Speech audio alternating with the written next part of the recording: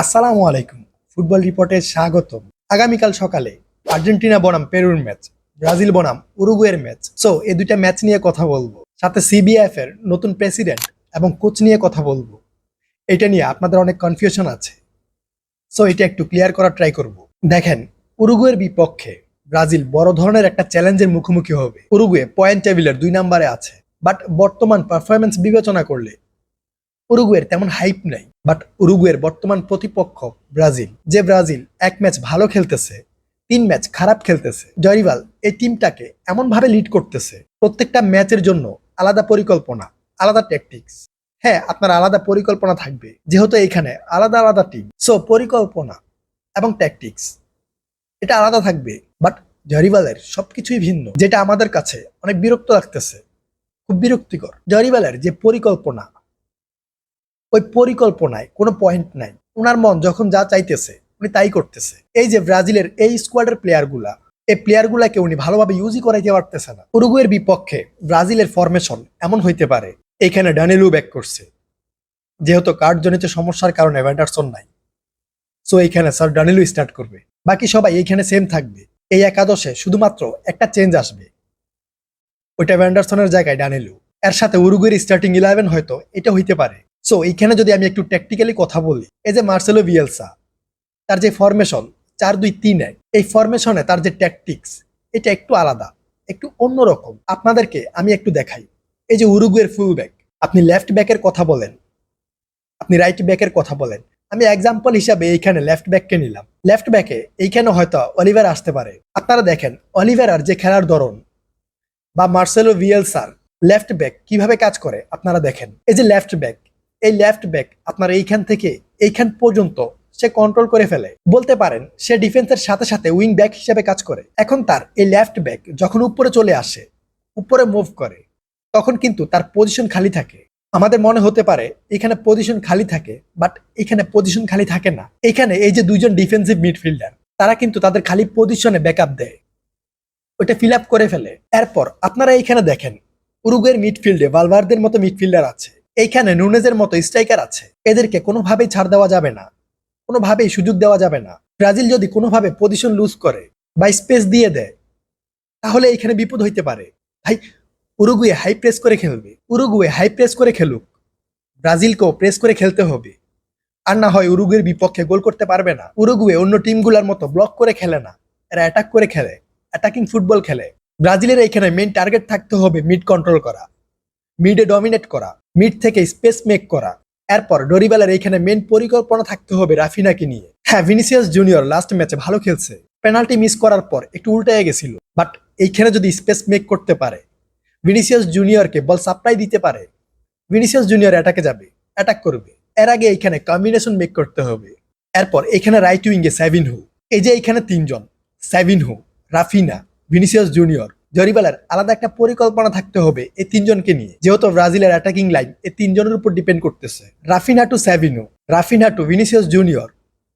তবে এইখানে main challenge থাকবে মিডে, মিডকে কন্ট্রোল করা, মিডে ডমিনেট করা।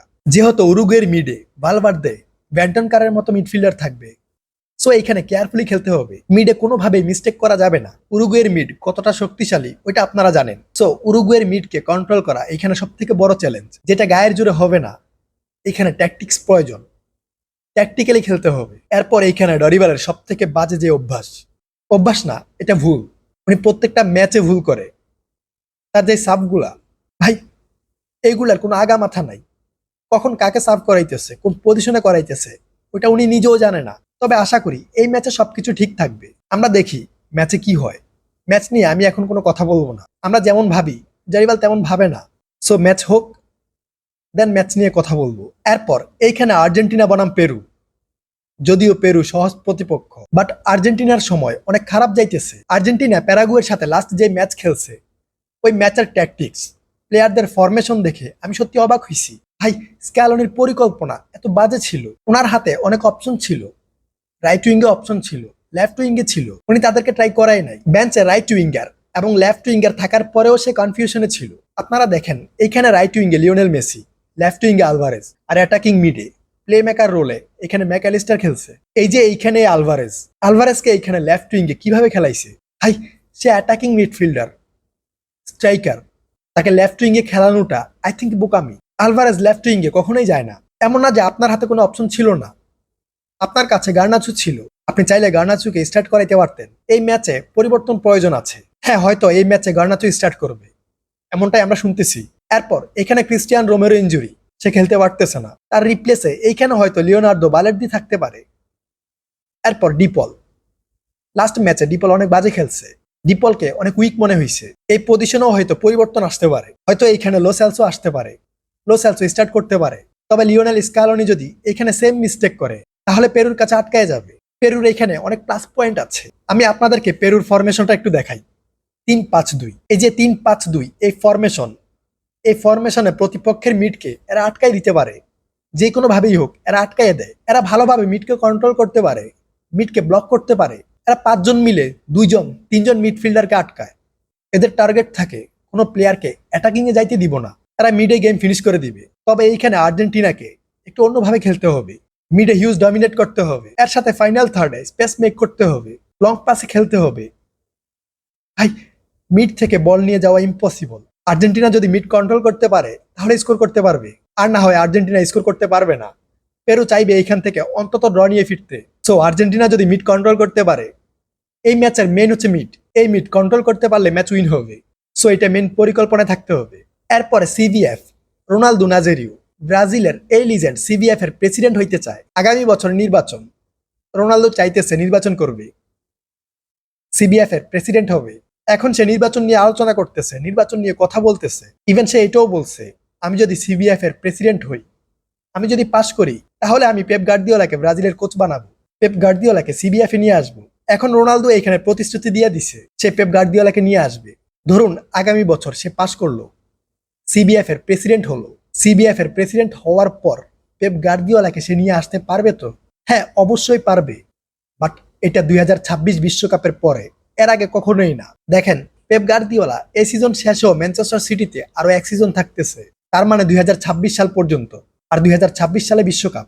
এখন এইখানে মেইন পয়েন্ট হচ্ছে ব্রাজিল 2026 বিশ্বকাপ কোচ ডেরিবালের আন্ডারে খেলবে। যদি ব্রাজিল এর মধ্যে তাকে চেঞ্জ না করে, ব্রাজিল 2026 বিশ্বকাপ ডেরিবালের আন্ডারে খেলবে। এরপর পেপ গার্দিওলা যদি আসে, সে 2030 সালের পরিকল্পনা নিয়ে আসবে, 2030 সালের বিশ্বকাপের পরিকল্পনা নিয়ে জয়েন করবে, বাট 2026 সালের না। এই যে 2026 বিশ্বকাপ, এটা ভাঙাচোরা কোচ নিয়ে চলবে। সো এই বিশ্বকাপ নিয়ে আশা করে বসে থেকে লাভ নাই, বাট আমরা দেখি এর মধ্যে কি হয়। তবে পেপ গার্দিওলা 2026 এর আগে ব্রাজিলে আসবে না, এটা আমার মনে হচ্ছে, এটা কনফার্ম। হয়তো এখানে কোচ চেঞ্জ হইতে পারে, ডেরিবাল চেঞ্জ হইতে পারে, অন্য কোনো কোচ আসতে পারে, but Pep Guardiola I think আসবে না এখন।